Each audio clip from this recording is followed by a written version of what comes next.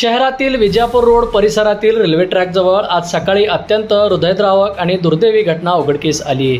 एका 33 वर्षीय महिलेने आपल्या 14 वर्षाच्या अल्पवयीन मुलीसह धावत्या रेल्वेसमोर उडी घेऊन आत्महत्या केली। ही खळबळजनक घटना रविवार 26 जुलै 2026 रोजी 6 वाजण्याच्या सुमारास उघडकीस आली। वर्षा पांडुरंग अर्धवटराव वय वर्ष 33 आणि स्वरा पांडुरंग अर्धवटराव वय वर्ष 14 दोन्ही राहणार सुशीलनगर सोलापूर अशी आत्महत्या केलेल्या दुर्दैवी आई आणि मुलीचे नावे आहेत। पोलीस सूत्रांकडून मिळालेल्या माहितीनुसार सोलापूर ते टिकेकरवाडी रेल्वे ट्रॅकवरील इलेक्ट्रिक पोल क्रमांक 458/3C जवळ रविवारी सकाळी 6 वाजण्याच्या सुमारास दोघी आई मुलगी अत्यंत गंभीर जखमी आणि बेशुद्ध अवस्थेत पडलेल्या आढळून आल्या। रेल्वे ट्रॅकवर अपघात झाल्याची माहिती मिळताच पोलीस ठाण्याचे कर्तव्यदक्ष पोलीस हेड कॉन्स्टेबल GS मनोरे यांनी तात्काळ घटनास्थळी धाव घेतली।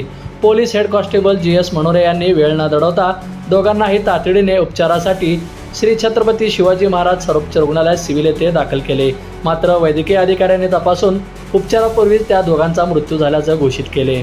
या घटनेमुळे सुशीलनगर आणि संपूर्ण सोलापूर शहरात हळहळ व्यक्त होत असून शोककळा बंधुप्रेम न्यूज चॅनलला लाईक, सबस्क्राईब व बेल आयकॉन दाबायला विसरू नका। धन्यवाद।